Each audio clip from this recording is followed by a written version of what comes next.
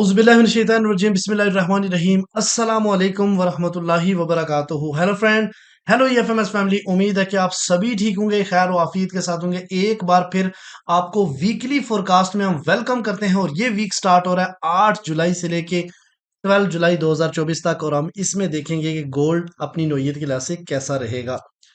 आज ये जो इम्पोर्टेंट फंडामेंटल है और इम्पोर्टेंट जियोपॉलिटिकल्स डिटेल्स हैं, इसको भी हम शामिल हाल करेंगे। इसके अलावा हम इसमें देखेंगे एक रिपोर्ट शामिल करेंगे जियोपॉलिटिकल की, उमर बलोच साहब की, उसको भी आप देखिएगा। और साथ में हम टेक्निकली अगर हम देखें तो हम DXY को डेली H4 और मंथली और वीकली चार्ट को डिस्कशन करेंगे। और फाइनली गोल्ड को अगर हम देखें तो डेली H4 और मंथली और वीकली चार्ट को साथ साथ ऑब्जर्व करने की कोशिश करेंगे। जुड़े रहें हमारे साथ। मैं हूं इरफाक अहमद साकी और आप देख रहे हैं EFMS ट्रेड। मिलते हैं इस ब्रेक के बाद।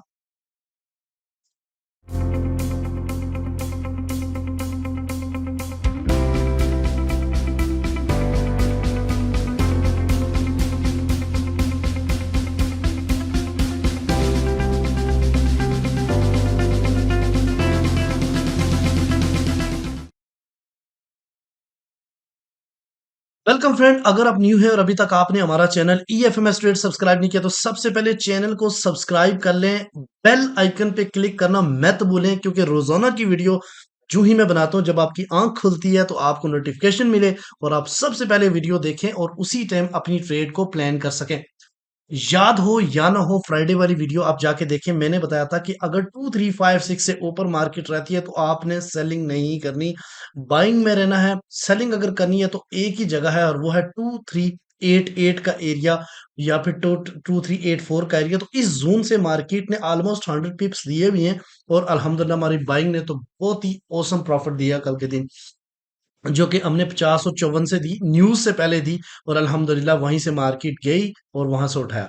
हम डिस्कस करेंगे। लेकिन मोस्ट इंपॉर्टेंट, अगर आप हमारा टेलीग्राम भी ज्वाइन करें, वहां पे भी मैं एक दो सिग्नल अभी ऐड कर रहा हूं, ताकि टेलीग्राम वाली कम्युनिटी को भी इंशाल्लाह साथ लेके जाया जाए। और बहुत सारे टेलीग्राम के ऊपर EFMS ट्रेड के स्कैम जो है ना वो नाम से हैं, तो प्लीज प्लीज प्लीज आप उनसे बचें। हमारा कोई ऐसा नहीं है जो हम अकाउंट मैनेज करें या फिर हम किसी से इन्वेस्टमेंट लें, तो ये सब फ्रॉड है, सब झूठ है। बच के रहिएगा। हम सिंपल इस व्हाट्सएप पे आप राब्ता करें, ये जो मेंशन मैं कर रहा हूं।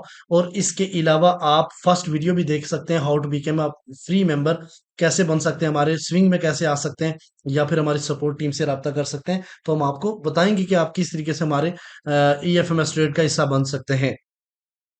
इसके अलावा अगर हम बात करते हैं, अल्हम्दुलिल्लाह लॉन्ग टर्म स्विंग अगेन हमने स्टार्ट कर ली है। और सिल्वर, ओसम सिल्वर की एंट्री हमारी इस टाइम चल रही है। 28.5 से हमने एंट्री दी और अभी तक स्टिल कामयाब चल रही है।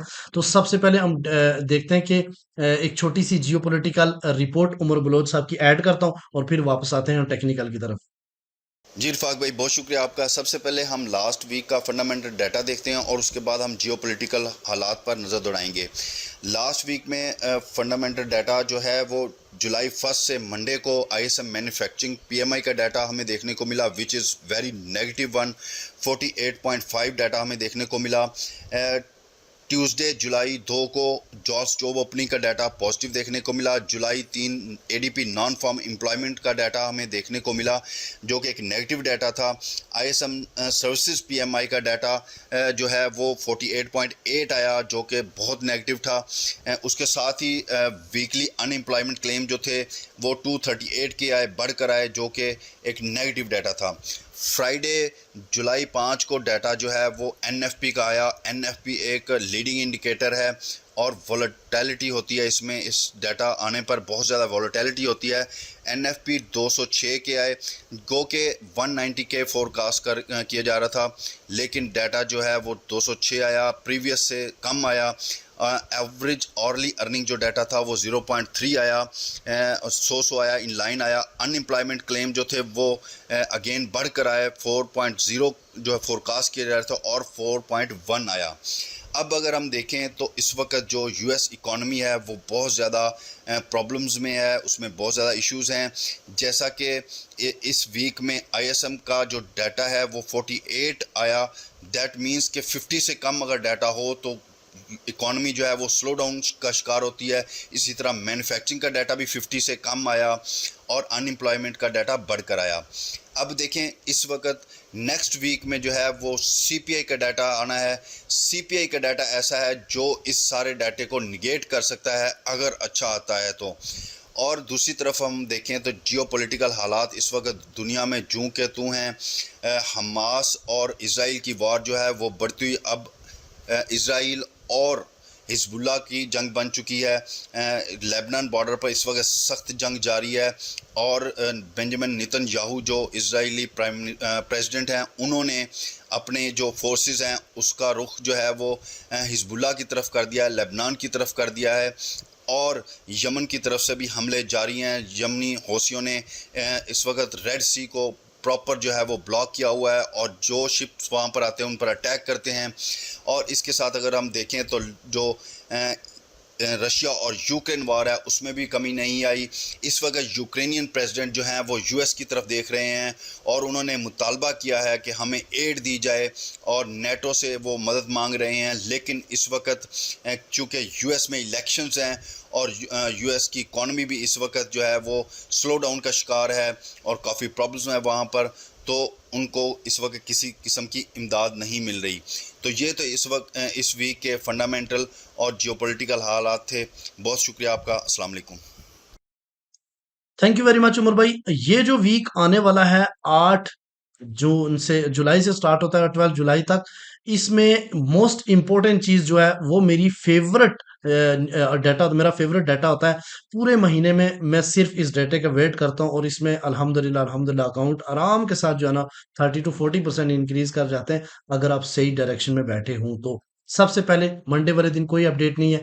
ट्यूसडे वाले दिन जो है ना वो फेड चेयर पॉल की टेस्टिफाइज हैं और इसके अलावा वेनसडे वाले दिन भी अगर आप देखें तो टेस्टिफाइज हैं फेड चेयर पॉल के, और ये काफी ज्यादा मार्केट को वोलेटाइल करते हैं। इसके अलावा थर्सडे और फ्राइडे मोस्ट इम्पोर्टेंट जो है ना वो डे है ये आने वाले वीक में, क्योंकि 4:30 पे सीपीआई या सीपीआई पे डिपेंड करता है अब तो अमेरिका का सारा इनसार।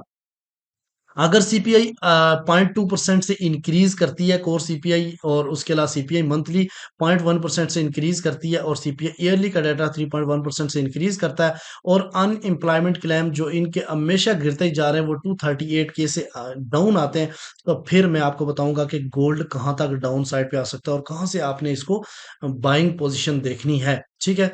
और आने वाले वीक में भी हमने बाइंग ही करनी है, लेकिन कहाँ कहाँ से करनी है हम देखेंगे। ठीक है। इसके अलावा अगर हम देखते हैं तो फ्राइडे वाले दिन कोर पीपीआई जिस वीक में सीपीआई का डाटा है उसी वीक में पीपीआई का भी डाटा आता है, और उसके अलावा अपना कंज्यूमर सेंटिमेंट्स भी आते हैं। चलें जी, सबसे पहले चलते हैं हम डीएक्सवाई की तरफ।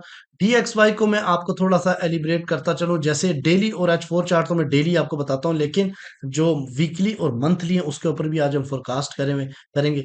तो डीएक्सवाई को अगर आप देखें तो इस पिछले वीक में एफओएमसी का इफेक्ट पॉजिटिव था जरूर, लेकिन मार्केट ने कोई इतना ज्यादा बुलिश मोमेंटम दिखाया नहीं है।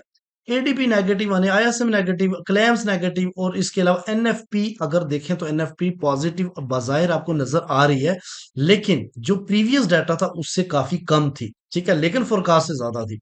लेकिन इसके साथ साथ जो बाकी दो डाटे थे वो बुरी तरीके से फ्लॉप हुए, जिसकी वजह से जो है ना वो डीएक्सवाई ने क्रैश मारा और गोल्ड अच्छा खासा पंप कर गया। मैंने आपको पहले भी ये एरो डाले थे, अगर आप याद हो तो ये फ्राइडे की वीडियो में मैंने बनाए थे, कोई बाद में मैंने ऐड किया, खुद भी देख लो। मैंने बताया था कि इससे नीचे अगर है तो मार्केट एक बार रिजेक्शन लेगी। यहाँ पे थी मार्केट जब वीडियो बना रहा था, तो अगेन मैंने एरो डाला था कि इस सपोर्ट की तरफ जा सकती है, और ये सपोर्ट भी वीक है ये भी बताता चलो। पॉसिबिलिटी है कि मार्केट इस सपोर्ट पे आए और इतना स्ट्रांगली रिजेक्शन उसको ना मिले, लेकिन चूंकि वीक इधर क्लोज हो गया है तो अब मैं ये कहूंगा कि अब ये सपोर्ट काम कर सकती है। अगर सीपीआई आने वाले टाइम में पॉजिटिव आता है तो यहाँ से पुल बैक लेके इस जगह टच कर सकती है 105.5 को, और अगर इससे अबव जाके क्लोजिंग दे देती है तो फिर रीटेस्ट के ऊपर ये एरिया बनेगा 106 का। ठीक है, ये बात ध्यान में रखिएगा। अच्छा, अगर हम बात करते हैं जनाब डेली की, तो डेली का बहुत ही सिंपल एनएफ, ये देखो मैंने बताया था ना इतना बड़ा पुल अप जाने के बाद ये जो एरिया बनता है ये 61% रिट्रेसमेंट है। इससे नीचे अगर क्लोजिंग हो जाएगी उसके बाद फिर हम कहेंगे कि यार ये मजीद क्रैश कर रहा है। आप एक पॉइंट बता रहा हूँ आपको 104.7, इससे नीचे अगर डे वन की क्लोजिंग होगी तो नेक्स्ट सपोर्ट जो है ना 104 ही है। ठीक है, यहाँ से पुल बैक होने के बहुत ज्यादा जो है ना चांस है मार्केट के। ये जो एरिया जिस जगह पे मार्केट रुकी है 104.8। ठीक है, अगर हम वीकली की बात करें तो मैं आपको पहले बताऊं कि ये वीक जो है ना एक बेरिश इनगल्फिंग क्लोज हुई है DXY की, और ये रेजिस्टेंस को टच नहीं किया उससे पहले मार्केट वापस पुल बैक हो गई। अच्छा, दो चीजें आपने देखनी है। एक मैं आपको पॉइंट बता देता हूं कि अगर हम इसका फिबोनाची टूल अप्लाई करें तो इसके जो गोल्डन लेवल बनते हैं वो बनते हैं 105.6 और 105.4, यानी मार्केट हो सकता है कि पुल बैक करे इस एरिया पे और यहां से वापस फॉल कर जाए। एक तो ये चांस है। दूसरा, इस जगह से आप अगर जाता है तो अगर यहां से गिरता है तो गोल्ड उस वक्त देखिएगा आप बाइंग कर सकते हो। दूसरा चांस कि यहीं से ये कंटिन्यू अपना सफर रखे और अगेन इस एरिया को टच करे। ठीक है, ये एरिया 103.9 का है, और जो ही टच करके वापस ये डेली की कैंडल जो है ना वो बुलिश में क्लोज हो तो आप जो है ना समझ जाए कि ये वापस पुल बैक करने लगा है, और गोल्ड जो है ना वहां से मजीद गिर सकता है, वहां पे फिर आपको सेलिंग अपॉर्चुनिटी दे सकता है। ठीक है जी, ये चीजें समझ गए हो। अच्छा, अब आते हैं जनाब वीक मंथली के। तो मंथली बहुत ही सिंपल कैंडल्स बनाई हुई है। ये कैंडल अगर 104.1 से नीचे क्लोजिंग हो गई तो फिर मजीद क्रैश कर सकेगा। चले, गोल्ड की हम कोशिश करेंगे कि टाइम को सेव रखें, कम से कम टाइम में आपको मैं गाइड करूं। ठीक है, तो मैं आपको थोड़ा सा गोल्ड के हवाले से बताता हूँ। आपको पॉइंट याद रखने हैं, लेवल याद रखने हैं, और कोशिश करें तो मार्क करके रखें। मैं ये इसकी स्क्रीनशॉट भी ग्रुप के अंदर भेज देता हूँ ताकि आप लोगों के लिए समझने में आसानी रहे। सबसे पहले में हम आते हैं जनाब H4 के ऊपर। H4 के ऊपर मैं आपको कुछ चीजें बताता हूँ, गौर से सुनिए समझिएगा। अगर आप देखें तो लास्ट ये वेनसडे 20, ये तो बहुत पीछे हो जाएगा, यहां से शुरू करते हैं कि फ्राइडे 7 जून को मार्केट क्रैश हुई थी, अच्छी खासी क्रैश हुई थी मार्केट। और ये आपको अच्छी तरह याद है कि फ्राइडे दिन मार्केट ने पीक लगाया था। यहां से लोग सोच रहे थे कि भाई इससे मजीद, जबकि ये लेवल बहुत ही ज्यादा इंपॉर्टेंट था।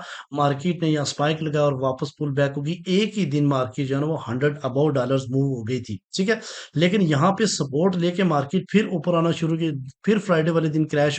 इसी तरीके से हर फ्राइडे को मार्केट जो है ना वो क्रैश होती रही। ठीक है, लेकिन एक चीज मैं आपको बताऊं कि ये डेट कब थी। ये डेट थी जनाब 26 जून को। वेनेसडे वाले दिन मार्केट ने इस सपोर्ट, ये जो मैंने आपके सामने चैनल ड्रा किया, इसको डाउन साइड की तरफ जो है ना वो क्या किया, ब्रेक किया। अब जब डाउन साइड की तरफ ब्रेक किया तो बहुत सारे जो रिटेल ट्रेडर हैं उन्होंने सोचा कि भाई यहाँ से मजीद जो है ना मार्केट डाउन साइड की तरफ जा सकती है। हो सकता है कि इस बार 2277 का एरिया ब्रेक हो ही जाए, क्योंकि वो बहुत ही स्ट्रॉन्ग किस्म की सपोर्ट है। ठीक है, लेकिन क्या हुआ, मार्केट ने लिक्विडिटी स्वीप की और वापस आ गई, यानी अगेन लोगों ने इसके ऊपर एसएल लगाए होंगे, और अगेन मार्केट यहाँ इस एरिया में कुछ टाइम रही और फिर वापस पुल बैक हो गई। अच्छा, ये 27 जून से लेके ऑलमोस्ट 3 जुलाई तक मार्केट एक रेंज बाउंड में रही। रेंज बाउंड में लेने के बाद ऑफर मैंने आपको बताया था कि मार्केट दो लेवल्स डेली बताता रहा हूं कि मार्केट 40 का एरिया जब तोड़ेगी तो स्पीड अप करेगी, 40 का एरिया तोड़ेगी तो स्पीड लगाएगी अपसाइड की तरफ। आप यहां से बाय स्टॉप का इस्तेमाल कर सकते हो, ये भी मैंने इवन बताया था। और अगर मार्केट 2318 से नीचे जाती है तो सेल की तरफ स्पीड लगा सकती है 2290 की तरफ। लेकिन मार्केट ने ऊपर ब्रेक किया। आप देखें, अगर गौर करें, बड़ी कैंडल कर लेता हूं ताकि समझने में आपको आसानी हो। यहां से देखें, मार्केट ने एक बुलिश कैंडल को अप की तरफ ब्रेक किया और फिर कंटिन्यूली अप साइड की तरफ जाना शुरू हो गई। ठीक है, यहाँ पे दोबारा सा फिर रेंजिंग की मार्केट ने, लेकिन अगेन सपोर्ट लेके अब सीपी जब एनएफपी आई तो एनएफपी पॉजिटिव आने की वजह से पुल बैक मिला मार्केट को 2350 का। और यहाँ से फिर मार्केट ने अब बाकी डाटा नेगेटिव और ये डाटा प्रीवियस से कम आने की सूरत में मार्केट ने अगेन अपना ट्रेंड कंटिन्यू रखा। ये तो हो गई प्रीवियस बातें। अब आने वाले टाइम में क्या होगा ये समझने की जरूरत है। ठीक है, सबसे पहले देखो कि मार्केट इस टाइम रुकी है 2391 के ऊपर, यानी इसका मतलब है कि पिछली दफा जो मार्केट ने 2388 का एरिया लगाया था उसको मार्केट ने ब्रेक किया। लेकिन अब मंडे वाले दिन नेक्स्ट कैंडल जो बनाएगा फिर ये ब्रेकआउट होगा। अगर इससे नीचे जाकर चली जाती है तो फिर तो अगेन डाउन साइड की तरफ रिट्रेस करेगा, नहीं तो यहीं से अप साइड की तरफ अगर जाता है तो फिर एक पॉइंट मैं आपको लग मार कर देता हूं। ठीक है, ये पॉइंट जेन में रखिएगा, 2409 बहुत ही इंपॉर्टेंट एरिया है। पॉसिबिलिटी है कि मार्केट जो है ना वो क्या करे कि यहां से डाउन ना आए, थोड़ा सा करने के बाद पुल बैक ले और इस एरिया की तरफ जाए और यहां से क्रैश करे, ठीक है। अगर तो ऐसा ना हुआ तो सेलिंग आप यहां से देख सकते हो या बाइंग प्रॉफिट यहाँ पे बुक कर सकते हो, क्योंकि आगे रेजिस्टेंस भी है। तो या फिर मार्केट रिट्रेस करे, अगर यहाँ पे फिबोनाची टूल अप्लाई हम करें, ठीक है, किया भी है तो मैं आपको दिखा भी देता हूँ। तो इसका जितनी भी मूव मार्केट ने की है यहाँ से, जब यानी 2293 से लेके 2295 पे भी मैंने बाइंग का सिग्नल दिया हुआ है, और 2393 तक, यानी पूरे $100 की मूव का अगर फिबोनाची टूल अप्लाई करें, तो इसके गोल्डन लेवल जो बनते हैं ना, वो कौन से बनते हैं? 2342 का एरिया, क्योंकि ये ब्रेकआउट है, आपको भी याद है। और लोअर साइड पे अगर आप बात करें 23303, यानी कि आपने याद रखना है कि मार्केट 2342, ठीक है, से लेके 2330 के दरमियान में अगेन रिट्रेस कर सकती है, जहां से आपको एक जबरदस्त किस्म की बाइंग आपका इंतजार करेगी। और अगर यहां से मार्केट डाउन साइड की तरफ चली गई, तो 2318 से पहले बाय ना कीजिएगा, और अगर इससे नीचे चली गई तो 2292 से पहले बाय ना कीजिएगा, ठीक है। लेकिन उससे पहले मैं कुछ पॉइंट बता रहा हूं आपको। नंबर वन, आपको बता रहा हूं कि मार्केट अगर डाउन साइड की तरफ जाती है, तो इसका जो लास्ट प्रीवियस ब्रेकआउट है, वो ब्रेकआउट है 2368 का एरिया, यहां से मार्केट पुल बैक ले ले, ठीक है। दूसरा, अगर यहां से एक बड़ी कैंडल क्रैश की डाउन साइड की तरफ क्लोजिंग देती है, तो फिर इसके पीछे वाला ब्रेकआउट यानी 2349 का एरिया बनेगा, और फाइनली जो है ना, गोल्डन लेवल्स भी हैं, और फिर उसके बाद 2319 का एरिया बनेगा, जहां से आप बाइंग कर सकते हो। लेकिन माइंड में रखिएगा, सेलिंग अभी कहीं भी कंफर्म नहीं है, सेल की तरफ ना जाइएगा। सेल की मैं आपको बता देता हूँ, कुछ लोग बहुत शौकीन है सेल के, तो मैं आपको थोड़ा सेल का भी बता देता हूँ कि सेल की रेजिस्टेंस जो मुझे लग रही है, वो 2319 और 2333 पहली रेजिस्टेंस जोन है पूरा, और सिंगल रेजिस्टेंस जो है ना, रिजेक्शन है 2348 का एरिया। इसके अलावा कहीं भी नजर नहीं आती। एक और पॉइंट है, और वो है ये असेंडिंग चैनल 2409 का एरिया, कि मार्केट इस जगह से रिजेक्ट हो जाए। ये चार जगह, इसके अलावा आप कहीं से भी अगर सेल करेंगे तो पॉसिबिलिटी है। ऐसा नहीं कि एक डाउन साइड की तरफ चलो मैं सेल के थोड़े से बेनिफिट उठा लूं, नो, डाउन साइड की तरफ जाए, आप अपने बाइंग पोजीशन बनाए, ठीक है। अब जरा चलते हैं जनाब डेली के ऊपर। तो डेली के ऊपर अगर आप गौर करो, ठीक है, तो ये एक डब्ल्यू पैटर्न्स बना है, ठीक है। ये डब्ल्यू पैटर्न्स आप देख रहे हैं, और अगर इसका यहाँ पे ब्रेकआउट भी आप देख रहे हैं, तो पॉसिबिलिटी है कि मार्केट वापस आए, इस एरिया में टेस्ट करे और फिर पुल बैक ले। तो ये एरिया भी जो है ना, 72 और 67 का एरिया बनता है, यानी 2372 और 2367 के एरिया तक आए मार्केट, और फिर वापस पुल बैक करे 2300, 2427 और 2434 के एरिया की तरफ, या फिर ऑल टाइम हाई नया बनाने के लिए, ठीक है। ये चीज भी समझ आ गई आपको। अब आते हैं वीकली। तो वीकली का मैं आपको थोड़ा सा समझाता भी हूँ साथ साथ। वीकली का सीपी जो है ना, 2391 है, पिछला 2326 था, काफी फर्क है।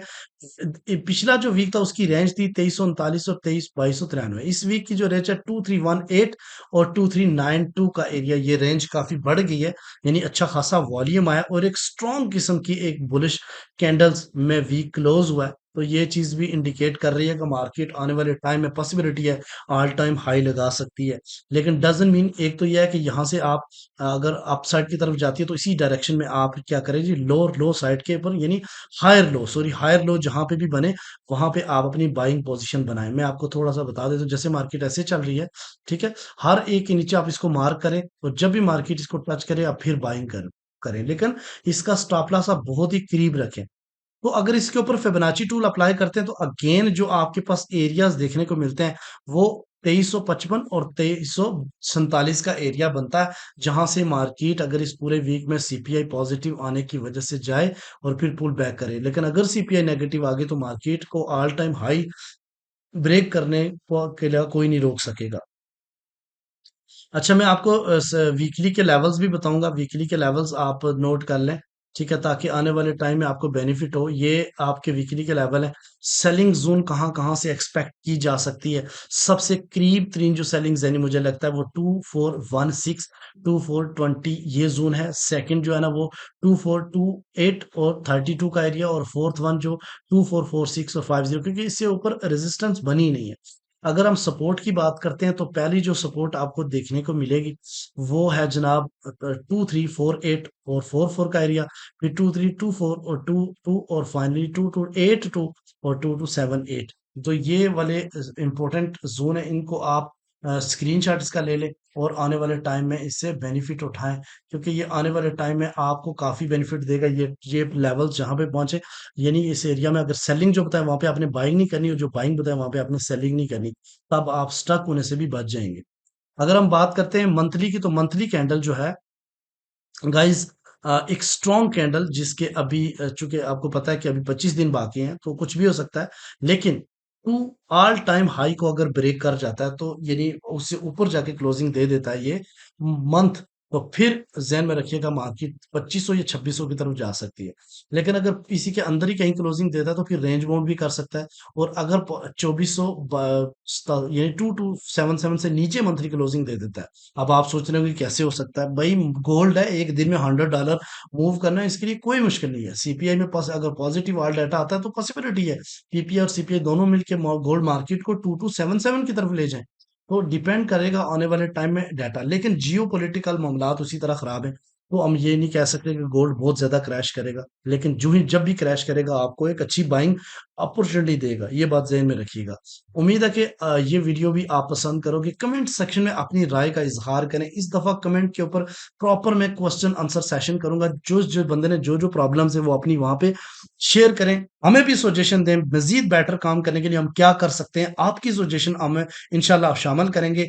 जिसकी अच्छी सजेशन होगी उसको इंशाल्लाह ताला कुछ गिफ्ट भी देंगे। और आप लोगों ने कोशिश यही करनी है कि अपनी जो कमेंट में अपनी राय का इज़हार करें, वो बहुत ही ऑथेंटिक और प्रोफेशनल हो। मिलते हैं नेक्स्ट वीडियो में, अपने रखिएगा बहुत सारा ख्याल।